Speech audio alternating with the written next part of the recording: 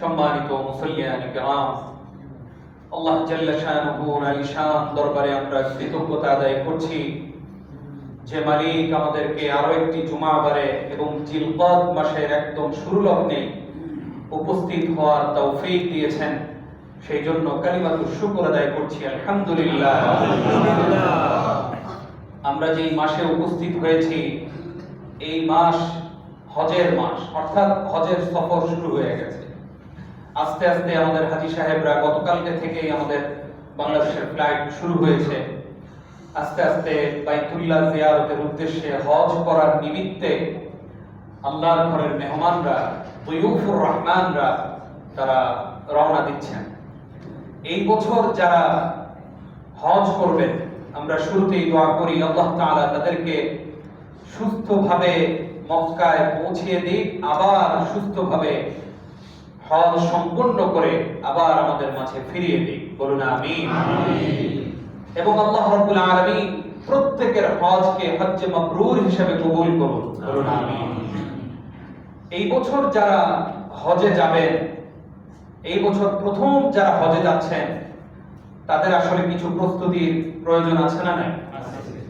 সেই প্রস্তুতিগুলো আমাদের যদি জানা থাকে, তাহলে আমাদের হজ সহ যে কোনো ইবাদতের ক্ষেত্রে সেই ইবাদত কিভাবে করতে হয়, কোনটা ফরজ, কোনটা ওয়াজিব, কোনটা সুন্নত, কোনটা নফল, এগুলো যদি আমরা আগে জানতে পারি, তাহলে আমাদের যেই কোনো ইবাদত সহজ করে দিবেন কে? আল্লাহ।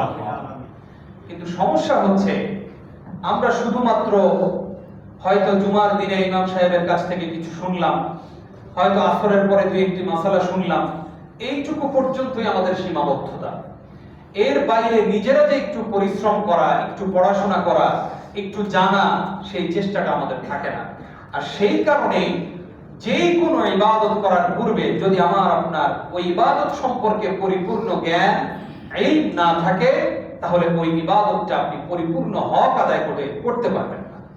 কি বলেন, ঠিক কিনা? সেই জন্য এই বছর যারা হজে যাবেন তাদের জন্য কিছু প্রস্তুতি রয়েছে। প্রথম প্রস্তুতি হচ্ছে যে অফিসিয়াল যে প্রস্তুতিগুলো থাকা দরকার, সেগুলো তো আলহামদুলিল্লাহ আমাদের যারা হজে যাবেন তাদের সম্পূর্ণ হয়েছে। কিন্তু এর বাইরে কিছু প্রস্তুতির প্রয়োজন। এর মধ্যে উল্লেখযোগ্য একটি প্রস্তুতি হচ্ছে মানসিক প্রস্তুতি।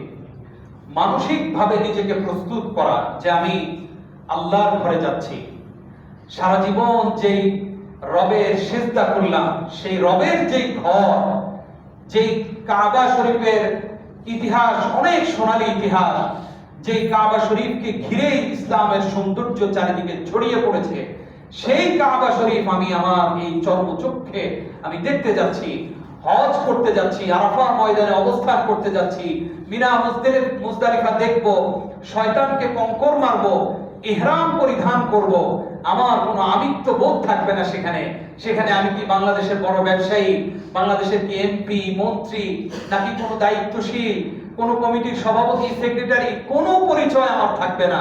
শুধুমাত্র দুইটি কাপড় দিয়ে আমি আল্লাহর কাছে একদম কাফনের কাপড়ের মতো পরিধান করে আমি আল্লাহর সামনে হাজির হব।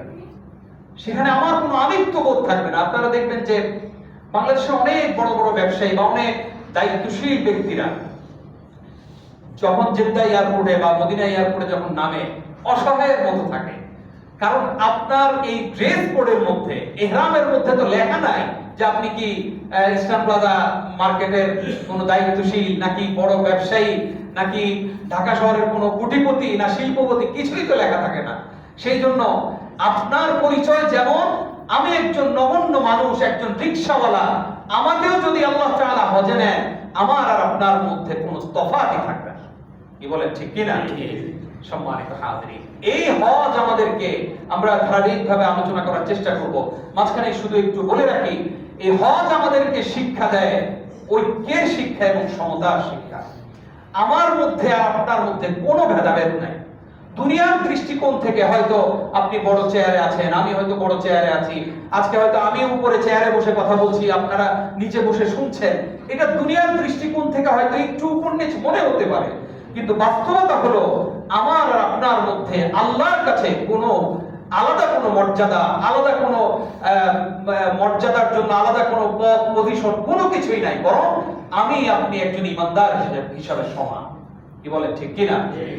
আমার আপনার পার্থক্য হবে তখন যখন তাকওয়ার দিক থেকে আল্লাহকে ভয় করার ভিত্তিতে আমার আপনার মর্যাদা নির্ধারণ করবেন কে? আল্লাহ।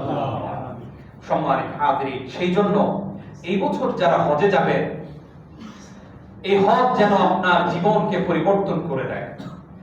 আমাদের যত মা বোনেরা হজে যাবেন, সেই মা বোনদের জীবন যেন আল্লাহ তাআলা পরিবর্তন করে দেয়। এই হজ যেন আমার আপনার জীবনকে সুন্দর করে দেয়, জীবনের সকল সমস্যাগুলোর সমাধান করে দেয়। বলেন আমিন।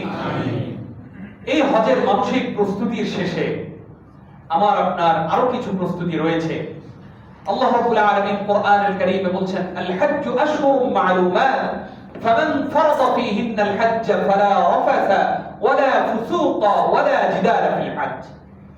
আল্লাহ বলছেন যে তোমাদের মধ্যে যারা হজ করবে, যাদের উপর আল্লাহ তাআলা হজকে ফরজ করেছেন, তারা যখন এই কাবাতে যাবে, বাইতুল্লাহ যাবে, মক্কা মদিনায় যাবে, তাদের মধ্যে যেই মানুষগুলো চায় যে আল্লাহর কাছে তার হজটা কবুল হোক, সে সেখানে গিয়ে কোনো অশ্লীল কাজ এবং অশ্লীল কোনো কথা বলবে না। কথা কি বুঝতে পেরেছেন? ওয়ালা ফুসুক, কোনো পাপ কাজ করবে না। আপনি দেখবেন যে আপনার সামনে নারী, পেছনে নারী, সাইডে নারী, ডানে বামে সব জায়গায় মহিলারা। আপনাকে সেখানে মাথায় রাখতে হবে, আমি কার দরবারে এসেছি? আল্লাহর দরবারে এসেছি, আল্লাহর ঘরে এসেছি। এখানে এসে আমার নজরকে যেন শয়তান ওয়াসওয়াসা দিয়ে নষ্ট করে ফেলতে না পারে, আমার দ্বারা যেন কোনো গুনাহ না হয়, আমার অন্তরে যেন কোনো গুনাহের